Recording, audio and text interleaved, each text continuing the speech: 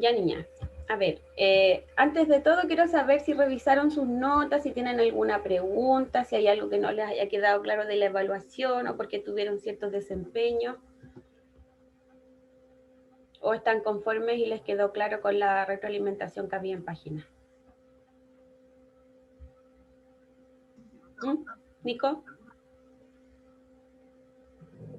No, yo no tengo ninguna consulta, quedé conforme. Ya. ¿Y la Magdalena? Todo muy bien. Estoy conforme con la nota. Ya. Hola Marce, ¿cómo está? Hola, profe. Bien, ¿y ustedes? Bien, gracias. Reviso su nota. Sí, yo igual ¿Sí? quedé súper conforme. Todo Ya, bien. qué bueno. Pero chicas, la idea, yo les pregunto porque en ocasiones eh, habíamos conversado, yo no sé, ¿ustedes han escuchado hablar de Humberto Maturana? ¿No? Ya, a ver, lo que pasa es que nosotros ahora no hemos, como por la modalidad que estamos, que hemos adoptado en clase, no hemos tenido mucho tiempo para hablar de las teorías del aprendizaje, pero nosotros tenemos, hay un biólogo chileno que se llama Humberto Maturana, que trabaja en la pedagogía del amor, no sé si ustedes han escuchado, que tiene que ver con vincular ejes biológicos con cómo nosotros tratamos a los estudiantes, cómo se valora, cómo vemos al estudiante desde el punto de vista de sujeto de derecho. Entonces, hay una posición que da mucho resultado, que por ejemplo las evaluaciones, ¿qué cree usted, Nico? ¿Las evaluaciones reflejan totalmente lo que nuestros desempeños o en ocasiones no?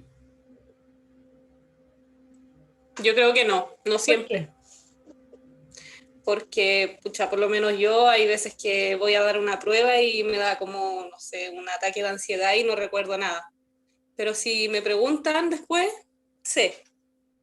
Claro, Entonces, no siempre refleja el aprendizaje la nota, la exacto. evaluación, en realidad. Y en ocasiones, chiquilla, tiene razón lo que dice la Nico, en ocasiones a nosotros nos preguntan y después somos capaces de responder.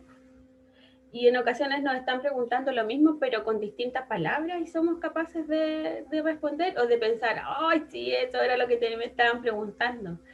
Y todo eso, chiquilla, de que los estudiantes comprendan, de que tengan los desempeños que uno espera, tiene que ver también con la disposición que tiene el educador hacia el estudiante, ¿ya? Y una forma de valorar y de respetar al otro es, por ejemplo, preguntarle si está conforme con el resultado de una evaluación. Entonces, si ustedes me dijeran que no, no estoy conforme porque yo creo que cumplí con todos los desempeños que decía la rúbrica. Por eso también entregamos las rúbricas de desempeño o de evaluación antes para que ustedes sepan qué es lo que se va a evaluar. Yo no sé si ustedes se acuerdan antes, hola Isabela, antes nunca uno sabía lo que le iban a evaluar, a lo más a uno le pasaban un cuestionario. Pero ahora, por ejemplo, con las rúbricas o con las listas de cotejo o con las escalas de apreciación que a uno le pasen, es para que uno alcance su mejor desempeño. ¿Ya? ¿Sí? Yo puedo poner en la rúbrica, siempre se tienen que fijar ustedes en el elemento destacado o en el elemento que dice excelente. Y eso es lo que se espera que ustedes desarrollen. ¿Ya? Y eso se hace para darle valoración también a su trabajo, para que vean que el esfuerzo también se puede reconocer. Nosotros vamos a trabajar, ahora en educación se está trabajando con un nuevo decreto de educación. Yo no sé si han escuchado hablar del decreto 67, que es el nuevo decreto de evaluación, que por ejemplo, con el decreto de evaluación nuevo, se tienen que considerar todos los procesos, las evaluaciones formativas, las evaluaciones sumativas, y principalmente eso tiene que ver con que podamos dar al estudiante las posibilidades del aprendizaje. ¿Qué pasaba, Nico, antes cuando uno reprobaba dos asignaturas esenciales, por ejemplo, matemática y lenguaje? Repetí al tiro. Exacto. Y eso es lo que no se busca, que se está buscando, que no haya una repetición como inmediata. Lo que se espera es que nosotros le demos al estudiante la posibilidad de lograr ese objetivo. Entonces, evaluamos. Nayeli, después vamos a hablar de la segunda evaluación, ¿ya? lo que se busca es que, por ejemplo, si el estudiante no logra un objetivo y tiene un mal desempeño, después trabajamos en base a eso y se vuelve a evaluar. Entonces, la idea es que el estudiante logre desarrollar su aprendizaje, no que solo esté vinculado a una nota, ¿ya? Y que todo el mundo esté, por ejemplo, su familia, sus apoderados, sus tutores, estén como considerados en el aprendizaje, que todos nos vinculemos. Y si el estudiante, por ejemplo, ¿se acuerdan antes cuando se hablaba de que pasaba la rastra? O que era cuatrero, o de que tenía muchas dificultades. Se supone que ahora, si el estudiante tiene muchas dificultades, nosotros como educadores tenemos que hacer cargo. Entonces, si el estudiante es cuatrero y pasa la rastra, al próximo año nosotros tenemos que tomar medidas compensatorias y apoyarlo desde marzo para que tenga un buen desempeño. Entonces el decreto 67 lo que hace es valorar el esfuerzo que tenga el estudiante, ¿ya? No es como antes, pues. Nosotros, como decía la Nico, repetíamos porque teníamos 2 asignaturas malas y puede que en todas las otras asignaturas tuviésemos desempeños destacados. Pero nosotros somos personas y somos seres integrales, por lo tanto, tenemos que tener competencias de todo, ¿ya? En función de eso, chicas, la oferta es, si ustedes en alguna evaluación consideran que no está de acuerdo con el desempeño que ustedes presentaron, tienen la posibilidad de hacérselo saber a los profesores para que hagamos remediales o veamos cómo se soluciona, ¿ya? Perdón, que ando con alergia, me pica la garganta. Ya, chicas, hoy día vamos a hablar específicamente de conceptos que ustedes van a encontrar en los ejes de convivencia y principalmente recordar que, Marcela, ¿para quién se trata la convivencia escolar? ¿Para quién tiene que haber buena convivencia?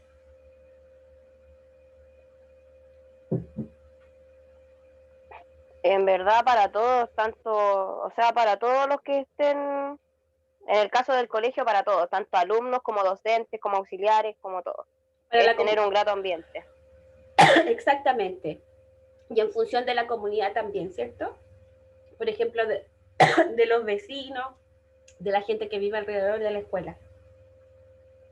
Chiquillas, ¿se acuerdan ustedes que antes en los colegios también se establecía que, por ejemplo, no podíamos fumar afuera de la escuela porque la fundamentación era que era mal visto? Pero eso también tiene que ver con que nosotros formamos parte de una comunidad. Entonces tenemos que respetar los estándares que tenga esa comunidad, ¿ya? Como dice la Marce, la convivencia es para todos y para todas. Y en función de eso, vamos a comenzar a ver como lenguajes técnicos que hay dentro de los manuales de convivencia y que deberían estar explicados dentro del manual de convivencia. Los manuales de convivencia tipos que tiene el Ministerio de Educación manejan estos tecnicismos, ¿ya? Camila Morales, ¿puede encender su micrófono, por favor? Si yo le hablo a usted conflicto, ¿qué se le viene a la cabeza? ¿Qué es un conflicto? Entre los profesores y alumnos y entre los alumnos también. Ya, pero en general, en la vida, ¿qué puede ser un conflicto? ¿Algún problema con alguna persona? Ya, y a ver, sí, un problema, nosotros vemos como un problema un conflicto, ¿cierto? Sí. Pero en algunos casos no es tanto como un problema, sino que tiene que ver también con que haya un desacuerdo entre uno y otro, que no pensemos lo mismo, que tengamos distinta opinión, ¿ya? ¿Qué pasa? ¿Será eso sinónimo de violencia, un conflicto, Cami? Sí, porque puede ser verbal o físico. Ya, pero a ver, vámonos a la yo le digo a usted, le pregunto, ¿qué es un conflicto? Y usted me dice, es un problema. Yo le digo, no, pues no es un problema. O sea, es una diferencia de opinión. ¿Estamos incurriendo en violencia en ese caso? Depende de cómo sea la... Pero como se lo estoy planteando yo a usted. ¿Estamos siendo violenta usted conmigo y yo con usted? ¿No? ¿O sí? No, pues. Sí. No estamos siendo violentas porque estamos conversando el problema, estamos tratando como de argumentar que es un conflicto, ¿ya? Que no necesariamente va a tener que ver con hechos de violencia. ¿Qué tendremos que hacer, Camila, para que este conflicto no se traduzca? Para que este conflicto no se transforme en un hecho de violencia física o psicológica, como menciona usted. ¿Qué puede ser? Hijo, ponte para allá, papito, por favor. ¿Qué haría la usted? trata- ¿Usted tiene, ¿cuántos hijos tiene? 2. Ya, ¿y qué pasa cuando ellos están en un conflicto? Así como yo tenía el computador y lo empezó a usar y me lo quitó mi hermano o mi hermana. Tratar de calmar la situación, hablar ¿Ya? con ellos, ¿Cómo tratar de calmarle entonces? conversando con ellos y explicándole que eso no se debe hacer si uno en el motivo de que mi hijo de repente pelean y se pegan. Porque uno tenía un juguete y el otro no, se me pegan y yo le digo que no deben pelear porque son hermanos. Ya. Tratar de calmarlos y que no sigan peleando. Súper buena respuesta. Ángela, ¿por qué cree que es buena la respuesta que da la Camila frente a atender un conflicto? Porque no es necesario ejercer la violencia. Uno puede calmar un conflicto o una pelea, en este caso, conversándolo. ¿Ya? Porque se necesita tranquilizar a las dos partes para que puedan resolver ese problema. Porque si uno les grita, más se amplía el problema. Ya. Y ahora focalizándonos, no apague el micrófono todavía, Ángela, focalizándonos en la escuela. Entonces, ¿cuál es nuestra función? Porque está súper bien el ejemplo que pone la Camila, que si son dos hermanos, en el caso de la escuela, por lo general son dos estudiantes, o incluso los adultos, chiquillas. Ustedes van a ver cuando estén en la escuela los conflictos que se generan entre personas, entre adultos. Pero ¿cuál sería su rol dentro del colegio? Supongamos que usted ve que dos estudiantes se están pegando, porque eso es súper habitual. O sea, lo primero es tratar de calmar la situación y ver de por qué nació, en este caso, la pelea, y ver qué es lo que lo está ocasionando y tratar de calmar a ambas partes y que lo resuelvan hablando, que no es necesariamente que se golpeen. Exacto. Chicas, un consejo. Independiente de la razón, como dice la Ángela, está bien establecer cuál es la razón, pero independiente de la razón, no podemos llegar a los golpes, ¿ya? No podemos llegar a la violencia. Vamos a ver más adelante que la violencia es aprendida, ¿ya? La agresividad de las personas, nosotros somos agresivos porque es un instinto.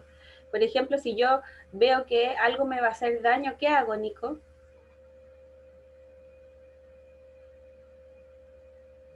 Ahí sí.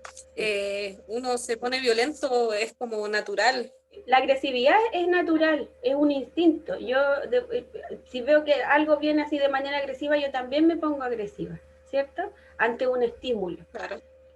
Exacto. Pero la violencia, chiquillos, vamos a ver un poquito más adelante que nosotros no somos violentos por naturaleza, aprendemos a ser violentos, ¿ya? Y entonces, si lo vemos desde ese punto de vista, los conflictos, como menciona la Ángela, como menciona la Cami, los podemos acotar viendo cuál es la base del problema y conversando, haciéndole ver a las personas que están involucradas en este conflicto, sobre todo si son que tienen como base violencia, de por qué, cómo podemos cautelar esta situación, ¿ya? Y tratar de nunca llegar a una respuesta violenta. Chiquillas, también tiene que ver con nuestras conductas innatas, que en ocasiones nosotros nos vemos enfrentadas a situaciones como docentes, como educadores o como educadoras, que respondemos de manera violenta también, ¿ya? En ocasiones hay estudiantes que como que pasan un poquito el límite. No me digan que nadie tuvo un compañero o una compañera que transgredía el límite y ya faltaba el respeto como a la posición de autoridad. ¿Y qué les pasaba a ustedes como estudiantes cuando veían que alguien pasaba el límite? O sea, yo igual desafié varias veces la autoridad. Yo era súper pesada, de hecho, y lo tengo que admitir. Pero a mí era porque me tocaban a mí. O sea, Porque es muy difícil igual cuando uno es mujer en un colegio que es machista. Sobre ¿Ya? todo cuando hay en un colegio que aceptan a mamá adolescente. Porque a mí igual varias veces me llamaron la atención porque llegaba tarde o porque me tenía que retirar temprano y mi hijo fue en la Teletón muchos años. Entonces era como, no, porque tú tienes que venir aquí, deja a tu hijo en la Teletón y te vienes para acá. Y yo digo, no, pues loco. O sea, no. Seré estudiante, pero primero es mi hijo. O sea, no, es que si no te llevas una anotación negativa, pónemela. O sea, pónemela. Te firmo donde queráis, pero póneme la anotación negativa que yo llevé a mi hijo a la Teletón y no quise estar en tu prueba. Y Ángela, en esa situación, a ver, ¿los profes actuaban con violencia también? Sí, ¿Sí? porque yo llevaba todos mis certificados de que mi hijo era paciente de Teletón. Y que nadie podía llevarlo, porque yo era la mamá y yo soy mamá soltera de mis 2 hijos, entonces yo llevaba mis certificados médicos que no podía nadie más llevarlo. Mi mamá trabajaba, mi padrastro trabajaba, entonces nadie más podía llevarlo. Y yo Ya. era la mamá, entonces ¿Y yo en tenía que algún hacerme momento, cargo. Ángela, usted tuvo la posibilidad de conversar con alguien de más jerarquía o con el consejo de Sí, profesores? hablé con UTP, hablé con director y hablé con sostenedor. Pero lo que pasa es que en el colegio que yo iba, ahí era hijo de o hermano de. Entonces era como que todo quedaba ahí O sea, no en el habían aire. políticas que resguardaran los derechos de los estudiantes. No, Bueno, eso en realidad, me imagino que ahora que usted va a ser educadora, también uno aprende de esas cosas y cautela también que a otras personas no le sucedan, ¿ya? sí. Uno de los factores, chiquillas, que por lo que cuenta la Ángela también, que es esencial al momento de establecer como, cuando nosotros queremos como eh, hacer valer el manual de convivencia o hacer valer el derecho de otros, es escuchar. ¿Qué lograríamos nosotros, Magdalena, perdón, cuando escuchamos a otra persona? Ser más empáticos, eh, tratar de comprender, de ponernos en su lugar. Y eso es justamente cuando nos ponemos en el lugar de otro que estamos desarrollando. ¿Cómo se llama eso? La empatía, Exacto. Chiquillas, como dice la Magdalena, eso es fundamental. A ver, yo soy directora en una escuela y yo, por ejemplo, si un estudiante viene llegando tarde, lo primero que uno hace es preguntarle por qué. ¿Ya? Y no es el por qué, y me dice, y le digo, ya váyase a la biblioteca, igual viene. Hay distintas situaciones que a uno le hacen no cumplir con ciertos elementos que están establecidos. Pero yo siempre tengo que escuchar, eso es esencial, ¿ya? Eso tiene que ver también con una condición humana. Y como dice muy bien la Magdalena, tiene que ver también con ponerme en el lugar de otro, ¿ya? Yo no puedo ser educador o educadora sin empatizar con la persona a la que yo estoy educando. Una de nuestras principales ejes que tiene el ver al estudiante como sujeto de derecho es que nosotros seamos empáticos en función de él, ¿ya? Es que nosotros lo podamos ver con respeto, que eso lo hemos estado hablando en todas estas clases, que lo valoremos desde su posición, ¿ya? O sea, desde el punto de vista de ser educador o educadora, tenemos que manejar el respeto, pero también tenemos la obligación de conocer a nuestros estudiantes, ¿ya? No es como que vivamos a través de nuestro trabajo y que nuestro trabajo sea nuestra vida, no es eso. Pero si nosotros decidimos educar, tenemos la obligación, por ejemplo, de saber qué le pasa al estudiante, qué es lo que siente, qué es lo que le molesta, por qué cree Isabela que tenemos que saber cómo es el estado emocional de nuestro estudiante, que es esencial? Disculpe, ¿cuál fue la pregunta? ¿Por qué cree usted que es necesario que nosotros sepamos el estado emocional de nuestros estudiantes? Porque según eso podemos ver el comportamiento que tienen. Por ejemplo, no sé, en el caso de los niños que de repente se portan mal o que, no sé, son más distraídos y todo eso, si nosotros sabemos cómo cómo se siente emocionalmente, podríamos saber la causante de que él quizás no se comporte bien, de que quizás no quiera trabajar y ese tipo de cosas. ¿Y qué le pasa a usted, por ejemplo, supongamos, Isabela, que usted tiene 7 años, ¿ya? Y en la mañana venía saliendo de su casa y su papá con su mamá pelearon delante suyo. Y su papá le dio un empujón a su mamá y eso desencadenó un altercado de violencia intrafamiliar. ¿Cómo estaría usted en la mañana en clase? Yo creo que estaría como, no sé, callada, así, quizás lo más probable es que no hablaría mucho, o estaría muy ansiosa, porque no, un niño de 7 años, de repente es difícil que puedan como asimilar esta situación.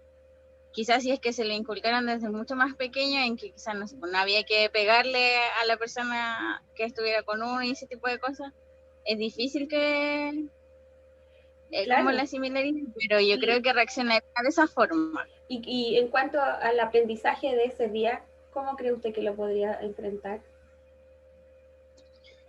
No, estaría súper malo, pues no, yo creo que no, ni siquiera prestaría atención. De hecho, lo más probable es que lo converse con otra persona o que quizás no lo haga, pero no estaría concentrada al 100%, por lo menos ese día, porque es chocante la imagen que tendría yo como estudiante a esa edad más encima. ¿Y qué haría usted como educadora si en ese momento usted observa que su estudiante tiene una conducta que para usted no es frecuente?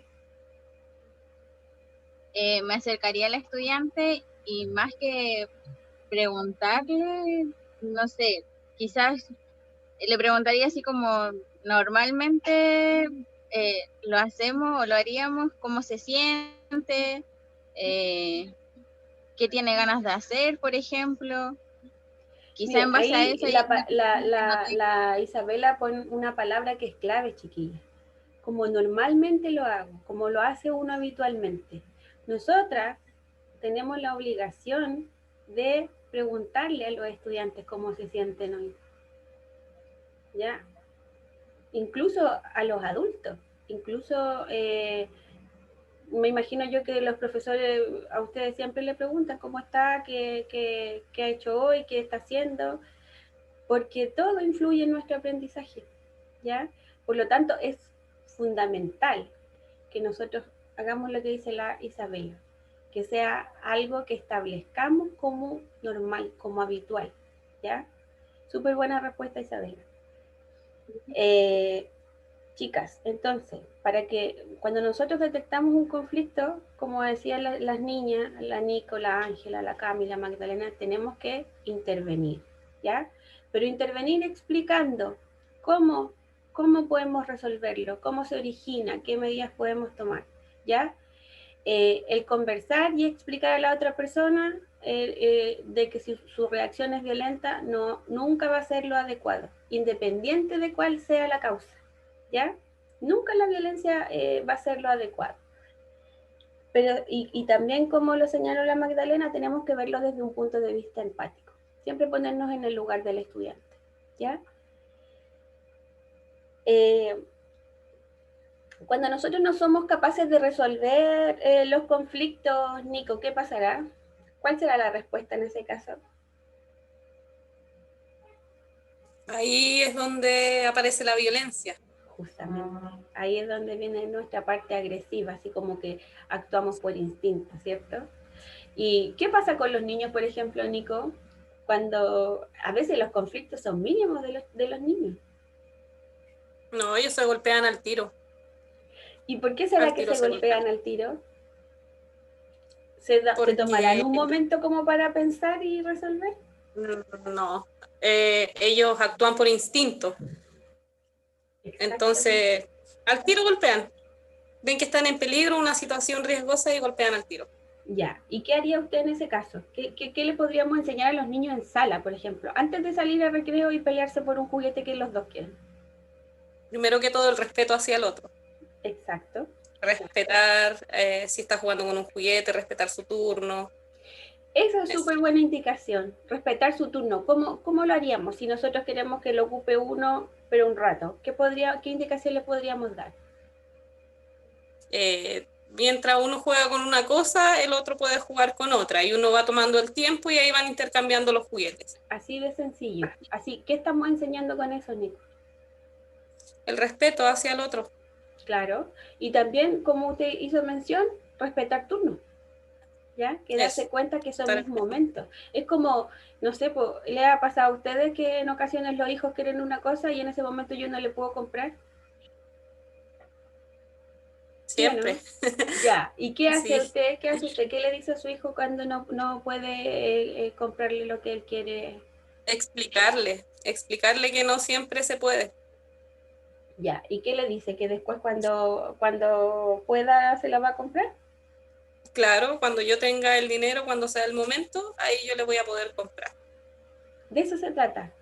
Que nosotros, por ejemplo, antes de que se ocasionen los conflictos, enseñar a los niños a pensar antes de actuar, ¿ya?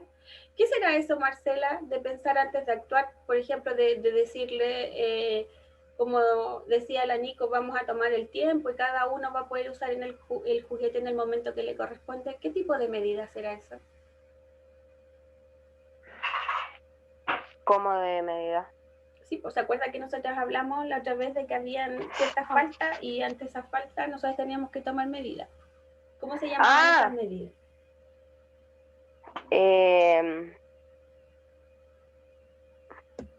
No me acuerdo. ¿Alguien le puede ayudar a la Marce? ¿Cómo se llaman ese tipo de Una medidas? medida de prevención. Es prevención, justamente. Y desde el punto de vista educativo, ¿cómo se le denomina a la medida?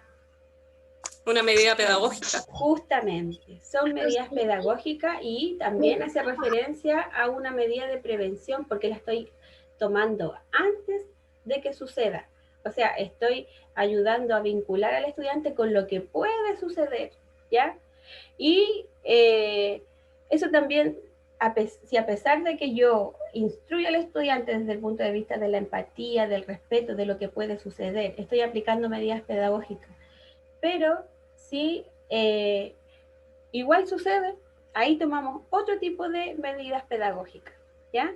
Que se acuerdan que vimos el otro día que podíamos tomar medidas pedagógicas que tenían que ver con el tomar conciencia a los estudiantes del daño que habían causado o de el daño que les podía causar a ellos, ¿ya? Perdón, no se trata de que vamos a dejar al estudiante que ha cometido una falta sin sanción. Se trata de que esa sanción tenga un punto de vista que sea de discernimiento, que lo haga tomar conciencia, ¿ya? Eli, ¿cómo está? ¿Está por ahí? Bien, ¿y usted, profesora? Bien, gracias. Eli, si yo a usted le hablo de resolución de conflictos, ¿qué se le ocurre a usted? ¿Será esto importante o no? Sí. Y en función de lo que Porque hay que estábamos mediar, hablando, ¿cómo? Disculpe. hay que mediar antes de llegar a un... Porque tenemos que saber qué fue lo que ocurrió primero, porque muchas veces los profesores, sobre todo antes, pasaba que no escuchaban. Ya ¿Ya? podía haber sido, no sé, pues a esta niña le estaban pegando hace rato y el profesor no escuchó eso, solamente vio que la niña le pegó, ¿Ya? pero no se fijó lo que pasó antes. Exacto. Y en función de eso se toma una medida disciplinar, ¿cierto? Claro, y por eso es importante mediar antes de. Claro, como prevenir. Tenemos que Y escuchar sí, las dos versiones de lo que pasó. exacto. Escuchamos las dos versiones, pero también consideramos que las dos pueden ser válidas, por lo tanto, en ese caso tenemos que ponernos en el lugar de todas las partes, pero siempre cautelar de que no haya violencia. Eli, ¿a usted cuando era chica alguna vez tuvo un amigo o una amiga que en un momento eran las mejores amigas del mundo y a los 10 minutos se están ofendiendo como que fuesen enemigos de toda la vida? Sí, en el colegio decían ya empezaron. Más rato van a estar las dos de amigas. Entonces como que quedaba ahí nomás. Claro, pero se fija usted que eso es algo que pasa siempre. O sea, las personas en ocasiones pensamos que los que no estén de acuerdo conmigo son mis enemigos. Pero eso nosotros lo tenemos que mediar, o sea, no tiene que ver con que seamos enemigos, tiene que ver con que tenemos intereses distintos. ¿Ya? ¿Qué haríamos? No se congenia de la misma forma. Exacto. ¿Cómo haría usted para explicarle a un estudiante, supongamos con discapacidad intelectual, de que somos distintos? Y que no por eso... Es difícil la pregunta porque ya lo he tenido que hacer con mi hijo y sobre todo con el más chico que me preguntó como a los 5 años porque él ya se sentía diferente al resto. Ya, ¿y qué hizo usted? O sea, me hice asesorar por la terapeuta ocupacional y la fonoaudióloga y la psicóloga para ver la mejor forma de contarle por qué era diferente y que su diferencia lo hacía más bacán que el resto. ¿Ya? O sea, lo buscamos con un lenguaje que él pudiese entender. Y en ese tiempo Evan estaba con el bacán. ¿Ya? Entonces le explicamos que ser diferente era más bacán. Le explicamos con objetos. Le pusimos diferentes objetos. Desde el punto de vista de la terapeuta ocupacional buscamos objetos de diferentes formas, colores. Y le dijimos, mira, este es un círculo y este también es un círculo, pero este ¿qué diferencia tiene? Ah, es el color, la textura y no sé. Ah, ¿viste que no todas las cosas son iguales? Por eso todas las personas somos diferentes. Entonces de esa forma él entendió y fue como un poco más fácil explicarle por qué era diferente. Claro, y también desde el punto de vista de que no todos pensamos igual, ¿cierto? No sé, pues, Claro. Ahora, por ejemplo, chicas, en los colegios hay muchas dificultades por opiniones políticas distintas, y eso está súper bien. Los chiquillos tienen que tener opiniones políticas, pero en ocasiones también esto lleva a que hayan conflictos violentos dentro de los centros educativos porque no se acepta la postura de uno o de otro, ¿ya? En ese caso, Esteban Espinosa, no había visto nunca a Esteban Espinosa en clase. ¿Está ahí? ¿O es el nombre de otra persona? ¿O solo está con ahí? Yanis, ¿le puedo preguntar a usted? ¿Puede encender el micrófono, por favor? Dígame, profe. Ya. En el ejemplo que le acabo de dar, supongamos que son estudiantes de enseñanza media, porque ustedes también pueden trabajar en enseñanza media. Y aunque no, chiquillas, esto es súper esencial. Independiente de que ustedes estén en el aula o no con los estudiantes, son sus estudiantes. Si están en el colegio, son sus estudiantes. ¿Ya? Ustedes van a trabajar con todos los estudiantes, no solo con los de su sala. Supongamos, Yanni, que usted está en un colegio de enseñanza media y usted ve una pelea de estudiantes grandes que están discutiendo acaloradamente porque tienen diferencias políticas. ¿Qué haría usted? Lo principal es ir a hacer como, una clase de mediadora, de ir a interponerme al medio para que no pase a mayores. ¿A mayores de qué tipo de...? Que no lleguen a los golpes. ¿Ya? ¿Sí? Porque lo ideal es resolver el problema con palabras, no con golpes. Justamente. ¿Y después de eso qué haría? Llevarlos a una sala o dirección, hablar con ellos directamente para saber qué fue lo que gatilló ese problema. Ya, y sabemos que el problema tiene que ver con que tienen posiciones políticas que son dispares.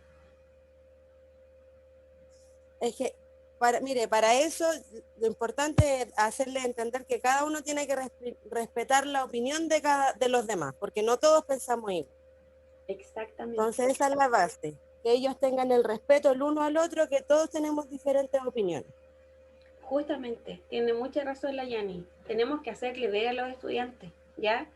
Nosotros los tenemos que ver, sobre todo a los estudiantes, como sujetos de derechos, pero entre ellos también tienen que verse como sujetos de derechos, ¿ya? Así como yo quiero que respeten mi posición o mi planteamiento, mi pensamiento, también yo tengo que respetar a los otros, ¿ya? Y eso se llama solución pasiva de conflictos, ¿ya? Y eso lo vamos a encontrar en los manuales de convivencia. Hace un rato, chiquillas, yo les mencionaba de que nosotros no somos violentos por naturaleza, ¿ya? Sí, somos agresivos, porque esa es una condición innata. De todos los animales somos agresivos, ¿ya? Pero cuando nosotros nos vemos envueltos o enfrentados a un conflicto que involucra a dos o más partes, cuando nosotros tenemos posiciones que no están de acuerdo, en ocasiones llegamos a la violencia, ¿ya? Y la Cami, ¿qué tipo de violencia mencionó la Camila? ¿De qué tipo de violencia podemos hablar?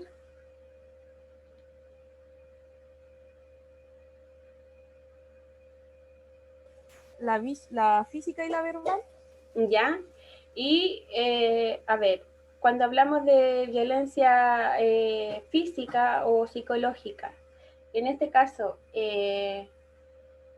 ¿serán los dos tipos iguales o porque la violencia física duele más, es peor? ¿Qué cree usted? Las dos, pero la psicológica es más porque queda, puede decir, queda grabada en la memoria y uno se acuerda diariamente de eso. En cambio, el golpe ya te dolió al momento y te va a quedar morado y después se te va a pasar, pero la psicológica sigue. Súper buena respuesta. La violencia psicológica, chiquillos, por lo general, sobre todo los estudiantes que han estado sometidos a bullying o al maltrato generalizado de docentes o de pares, es permanente. Aún, para eso, por lo general, los equipos de gestión del establecimiento tienen que vincular al estudiante con un apoyo psicológico, ¿ya? Cuando empezaron los colegios con PIE, habían dos posiciones por lo general en las escuelas que tenían PIE. Elizabeth.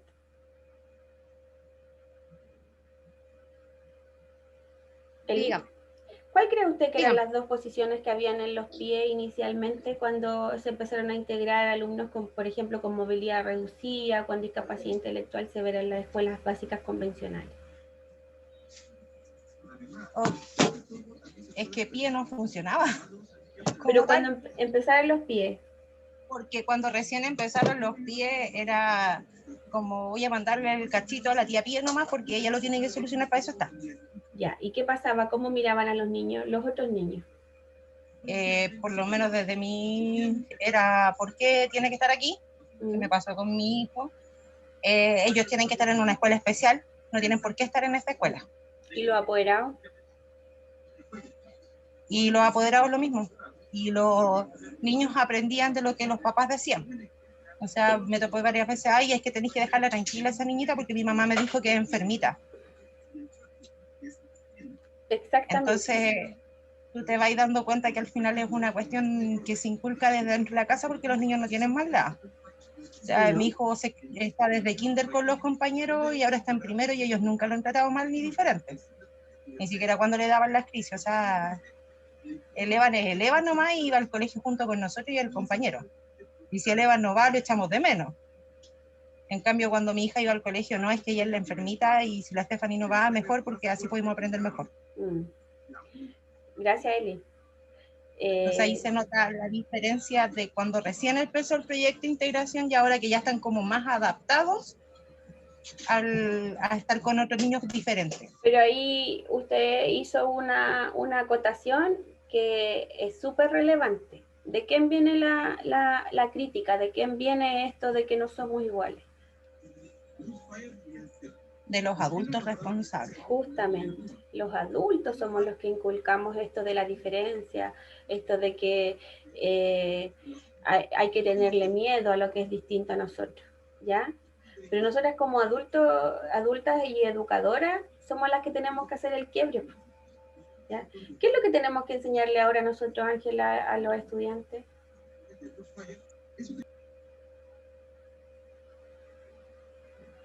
A que todos somos diferentes, pero no por eso somos... A ver, a que todos somos iguales, pero a la vez somos diferentes. ¿Ya? Iguales ante la ley, por ejemplo, que debería Sí, ser, iguales, ¿cierto? Sí. Que sabemos que así Pero no es, que, pero... sí, pues, pero es como una forma de decirlo, porque al final el niño que, no sé, bueno, Justo empezaron a ladrar los perros.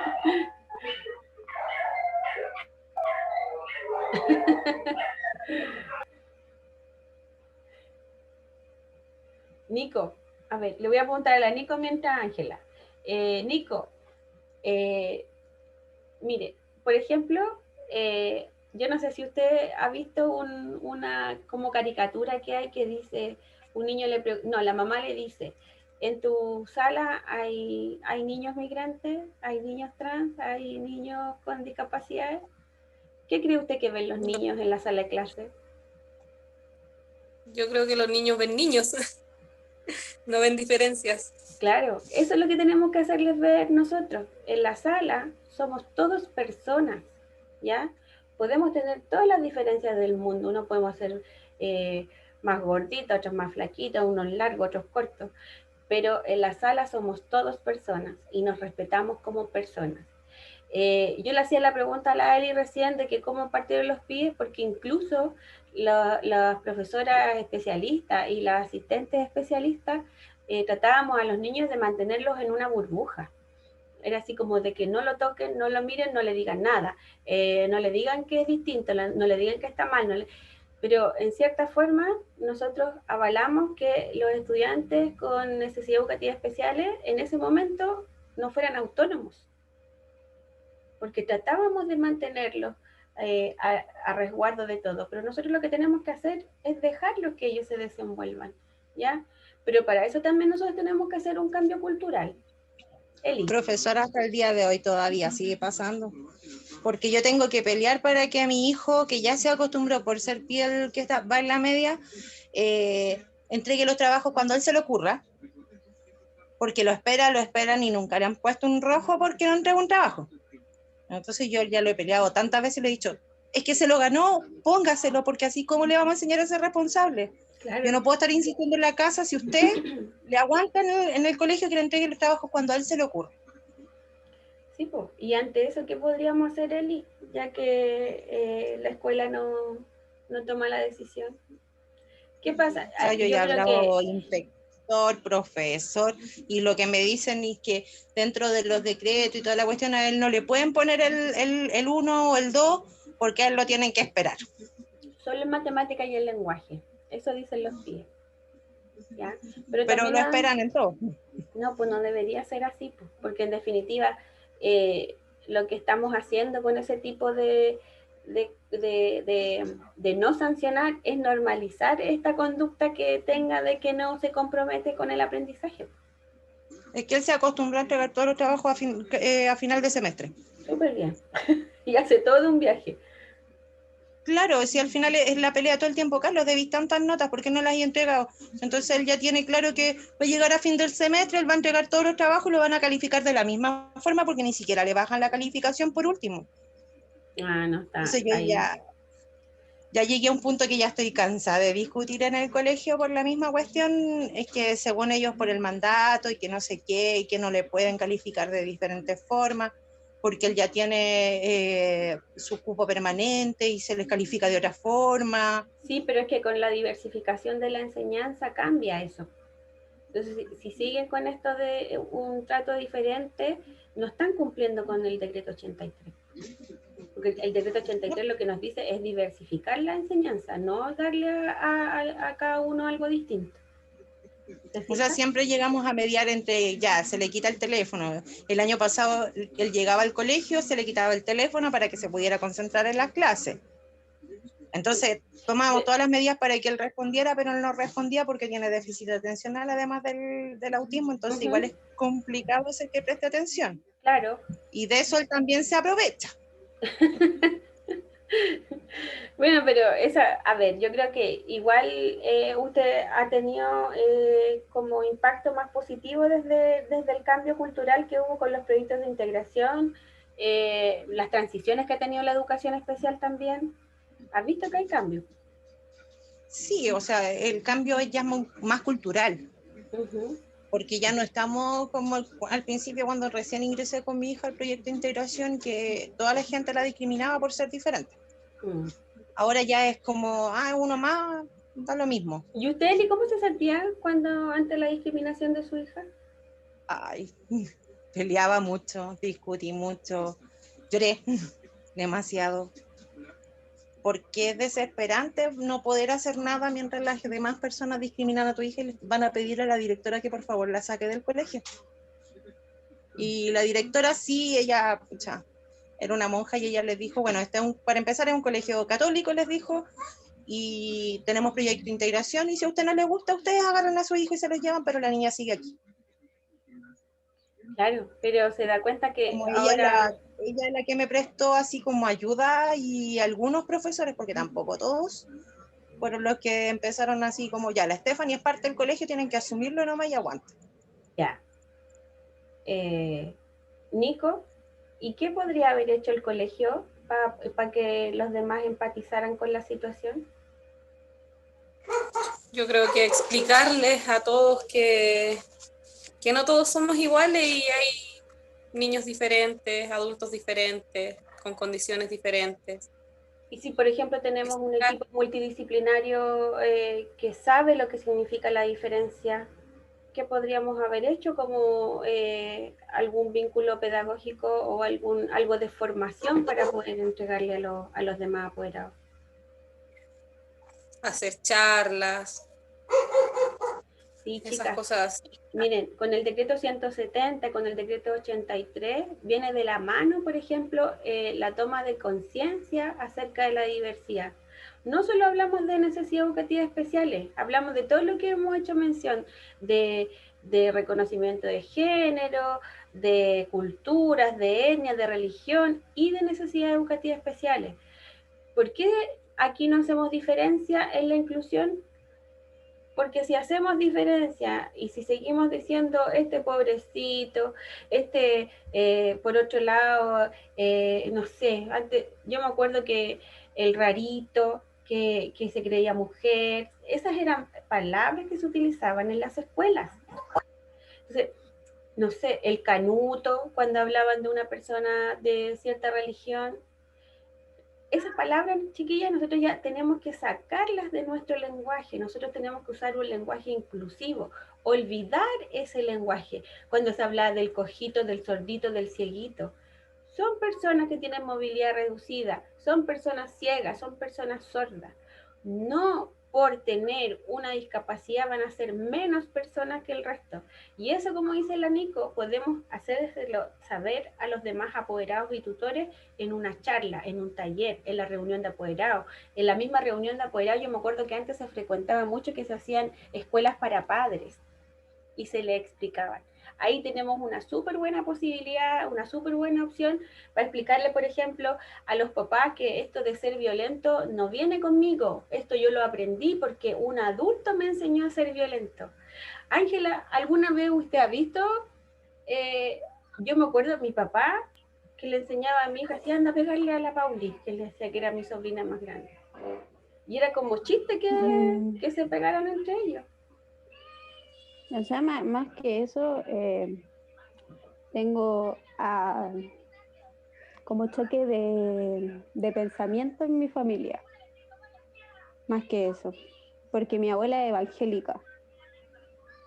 Y yo soy de la, como me lo dice ella, de la juventud nueva, no de la antigua. De la que a mí me da lo mismo, no sé, pues si mi hijo un día me dice, no sé, mamá, píntame la uña. A mí me daría lo mismo. De más, yo se las pintaría feliz. O a mi hija que le gustan más los superhéroes, más que las muñequitas. Pero mi abuela es mujer con mujer, hombre con hombre. Claro, y eso tiene también un trasfondo cultural. Fuertes con eso. Claro, y en la escuela de niñas vemos lo mismo. En la escuela vemos exactamente lo mismo. Recuerden que las escuelas, a pesar de que la mayoría de las escuelas son laicas, se sigue enseñando religión en los colegios. Y Chile es un estado soberano y es un estado laico, pero en la escuela tenemos que tener horas de religión. Nosotros con el cambio de decreto, chiquillos, pudimos optar por tener clases de religión o clases de educación cívica. no estamos en contra de la religión, pero creemos que cada familia es la que tiene que inculcar la religión que ellos quieran adoptar, porque hay tantas religiones como familias hay. Entonces A no mí me podemos... pasa, profe, que mi Dígame, hijo Carmen. está en un colegio católico, pero al momento de matricular, de la matrícula, la tía me hace firmar un compromiso si estoy de acuerdo o no que mi hijo participe en el Domingo Ramos, cuando hacen actividades católicas, todo eso, si yo estoy de acuerdo, y tampoco obligan a los niños a hacerlas. Es decir, no lo obligan a hacer cada actividad católica, no lo obligan. Es responsabilidad mía si yo lo quiero mandar el día que hacen esa actividad, o si quiero que participe, y si no, lo dejan en la sala, dice la tía. Ya, pero eso, Y no participa. ya, pero lo dejan en la sala y no participa. ¿Qué hemos hablado de eso, que te dejen en la sala y no participas?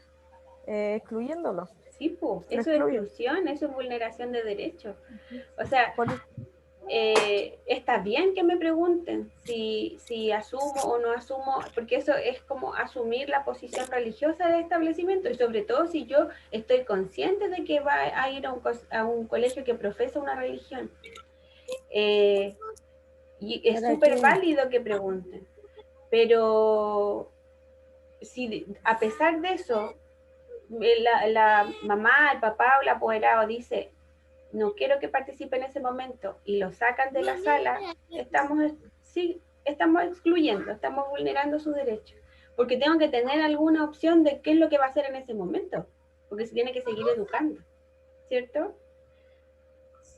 Con respecto a esto, chicas, cuando nosotros nos vemos enfrentados a un conflicto, cuando nos vemos enfrentados a hechos de violencia, No te voy a dar el helado. cuando nos vemos enfrentados a hechos de violencia, ahí la Yani está vulnerando el derecho a la alimentación, así que la vamos a denunciar.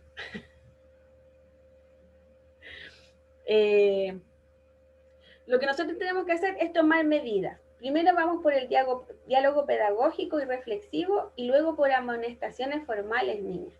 Nosotros tenemos que pensar que hay situaciones en que nosotros podemos tomar medidas pedagógicas, en que hacerlos tomar conciencia, pero si la conducta se reitera, bastará, Nico, con hacerlos pensar y decirle esto no se hace, tiene que hacer otra cosa. No creo. Yo creo que tienen que tomar más conciencia todavía, no solo decirles y ya pasó. No, Ya. hay que hacerlos que trabajen.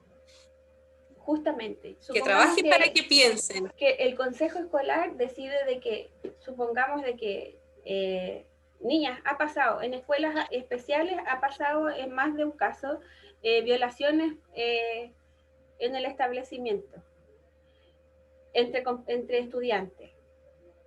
Eso, ¿de qué tipo de falta estaremos hablando, Nico? ¿Una falta leve, moderada, grave? ¿Qué será? Esa falta muy grave.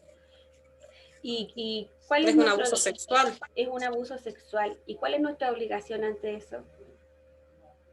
Denunciarlo ante la ley. Exacto. Chicas, en ese caso, independiente de que la persona tenga discapacidad intelectual o no, tenemos que hacer una denuncia, ¿ya? Y los tribunales también tenemos que tomar conciencia de nuestra responsabilidad como establecimiento, porque nosotros somos los primeros que debemos haber tomado las medidas para que eso no sucediera, ¿ya? Pero si eso sucede, nosotros tenemos que hacer la denuncia, porque es una violación, es una agresión mayor, por lo tanto tenemos que denunciar. ¿Qué dijimos, Magdalena, con respecto a las denuncias? ¿Qué tenemos que hacer nosotras en el caso de situaciones que ameriten? ¿Podemos hacerla si queremos hacerla o hay alguna condición especial? La verdad no lo recuerdo. Ángela, ¿se acuerda usted? Tiene que haber un protocolo de acción ante situaciones. Ya, y cuando son situaciones que son severas, por ejemplo, en el caso de abuso o de violencia física, si vemos que a alguna niña le pasa algo en la casa o mismo en el colegio. Se tiene que avisar a dirección, y dirección tiene que tomar las cartas en el asunto, que sería llamar a los padres y si la falta es como gravísima, abuso sexual o violencia, se tiene que denunciar. Denunciar, justamente, y estamos nosotras en la obligación de denunciar. No podemos no denunciar. Si nosotras no denunciamos, estamos incurriendo en un delito porque seríamos cómplices. Esa es la relación que hay. Cuando nosotras no denunciamos una falta grave o un delito, estamos siendo cómplices del victimario o de la victimaria, ¿ya? ¿Qué pasará,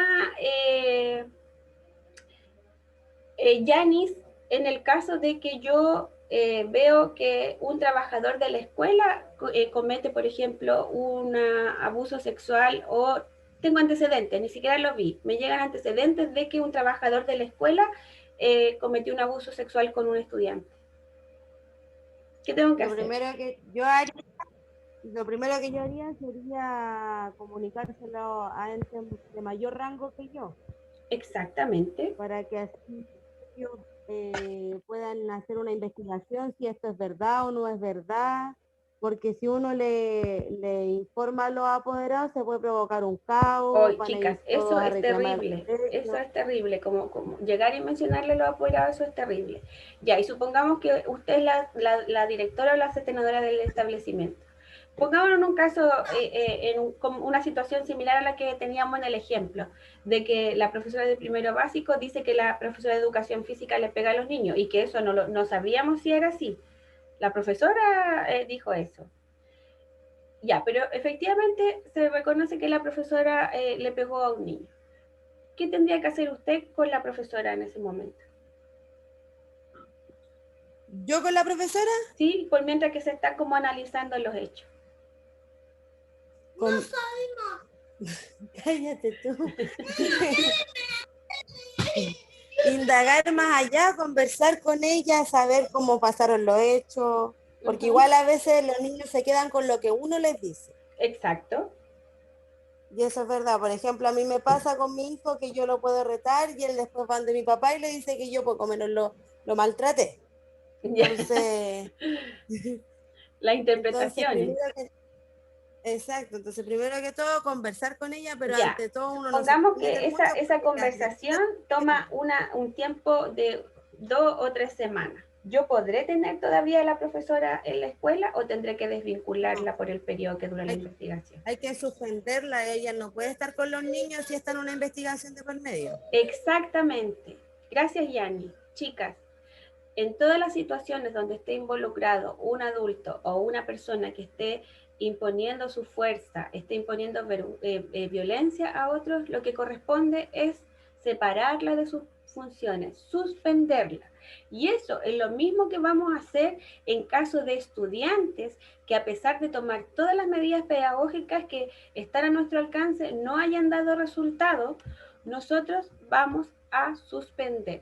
Pero ese suspender no es mandarlo para la casa, ¿ya? Vamos a seguir haciendo un trabajo con ese estudiante. ¿Qué podemos hacer, Ángela, mientras lo mandamos para la casa suspendido? O sea, yo creo que seguir enviándole trabajo a la casa porque para que no pierda su educación, o sea, para que no pierda las clases. Y para no vulnerar su derecho a la educación también. Para no vulnerar su derecho a la educación, tratar de ir hablando, no sé, pues, en el caso con sus padres, para ver cómo va evolucionando, si va tomando conciencia de lo que hizo, y así ir evaluando la situación de cada uno. Eso que dice la Ángela de seguir hablando con sus padres, de seguir mandando actividades, de seguir trabajando con él, niñas, se llama seguimiento, ¿ya? Y eso es una estrategia que se establece cuando nosotros, por ejemplo, nos vemos en la obligación de suspender a un estudiante porque las faltas que comete son muy graves y no ha cambiado su conducta, ¿ya? También nosotros podemos pedir, o sea, no se trata de que no podamos tomar ninguna medida sancionatoria que sea desvinculante, porque en algunos casos es necesario, cuando vemos que está vulnerando el derecho de los demás estudiantes, de que está causando daño a otros estudiantes, que está ejerciendo la fuerza, de que ejerce la violencia, ahí nosotros podemos tomar este tipo de medidas, ¿ya? Como por ejemplo la suspensión, la condicionalidad de matrícula, ¿ya? Y se le dice a los apoderados, a los tutores, que si el estudiante no cambia sus conductas en relación a los compañeros, las compañeras o los adultos, recuerden que todos merecemos el mismo respeto en el establecimiento educacional, se va a pedir cambio de ambiente escolar. ¿Y qué será eso, Marcela Durán, cuando hablamos de cambio de ambiente escolar? Marce, ¿está ahí? Sí, aquí estoy. ¿Qué será? Que sutilmente, ¿qué le estamos diciendo al apoderado o a la apoderada? ¿Un cambio de ambiente escolar? ¿Qué medida? ¿Con qué nombre se conocía esa medida antes? Con el...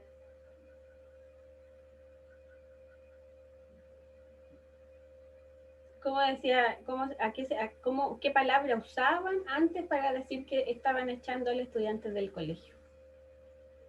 Que era más que estar condicional. ¿Qué era lo siguiente? ¿Alguien se acuerda para que le pueda ayudar a la Merced?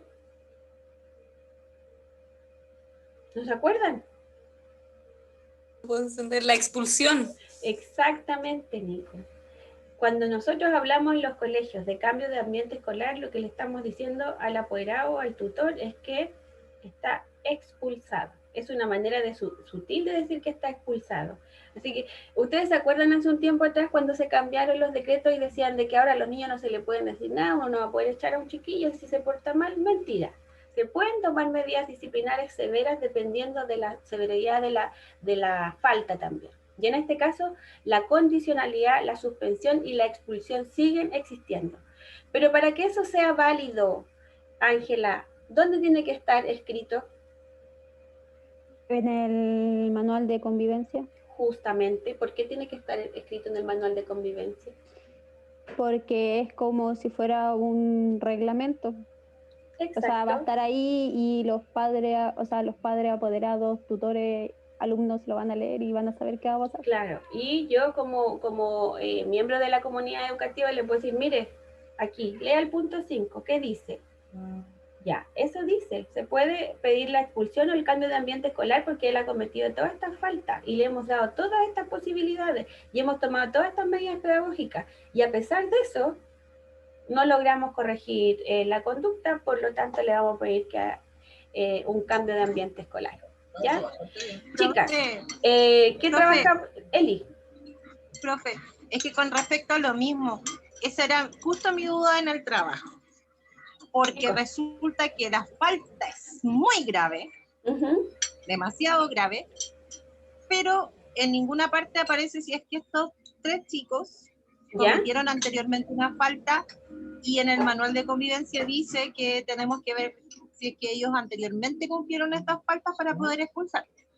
Y si no está contenido en el manual de convivencia, entonces, ¿podemos hacerlo? En el manual de convivencia dice que se puede expulsar siempre y cuando tengan fallas anteriores. Ya, pero por eso mismo, dice, ¿tenemos antecedentes de que tengan estas faltas anteriores? No. Ya, entonces, ¿podemos aplicar la suspensión o la medida de cambio de ambiente escolar o la condicionalidad? ¿Se puede? No. Ya, no, pero sí tenemos que buscar una sanción que sea aproximada o próxima a la falta que tuvo, ¿cierto? Si yo considero, o si el grupo considera que la falta que cometieron los estudiantes es grave, ¿voy a aplicar una amonestación leve?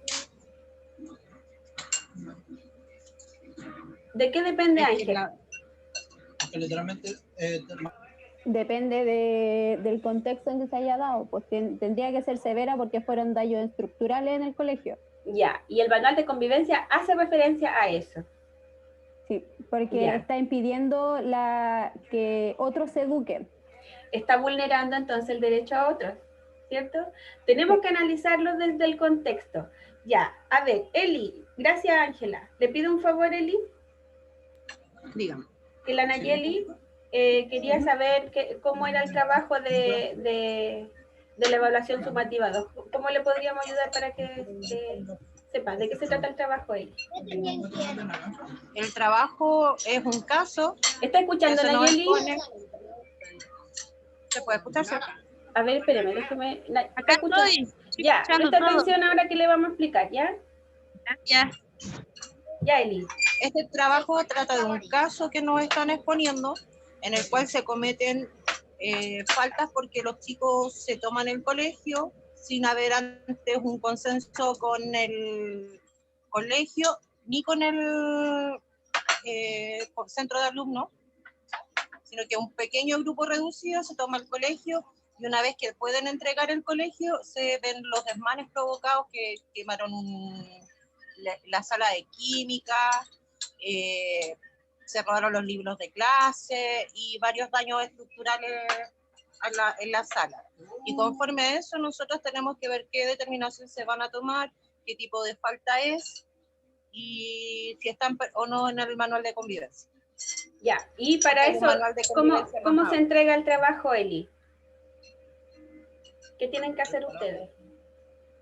Tenemos que responder las preguntas que salen dentro del mismo trabajo. Ya, y tienen que entregarla a través de un...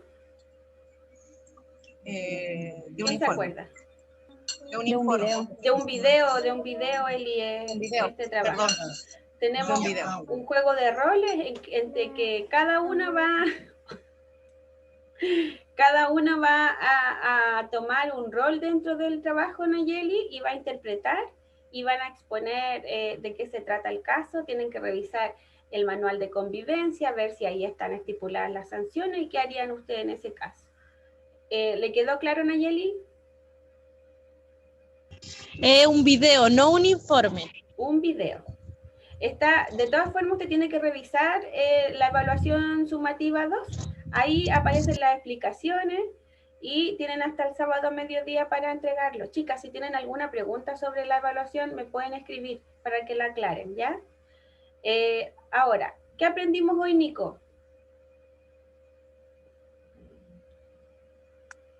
Aprendimos los tipos de faltas, los conceptos de violencia, agresividad y conflicto, ¿Usted es violenta, los tipos de Nico? faltas, las medidas. ¿Perdón? ¿Usted es violenta? No soy violenta, pero sí soy agresiva. Todos somos agresivos y todos podemos reaccionar con violencia. ¿Pero de qué va a depender eso, Nico? De nuestra enseñanza. Sí, justamente. Va a depender de nuestra enseñanza, también de cómo nosotros vivimos nuestra vida, sobre todo de cómo vivimos nuestra infancia. La violencia va a pasar, se normaliza cuando nosotros vivimos en un ambiente violento, ¿ya? Sí, a mí siempre en el colegio me catalogaban como quedada, porque no era violenta. Entonces yo jamás viví violencia aquí en mi casa. Entonces yo no reaccionaba violentamente. Ahí tenemos un ejemplo palpable de que la violencia se aprende, que no es algo innato. Sí, la agresividad, y eso va a depender de cómo nos enseñan a nosotros. Gracias, Nico.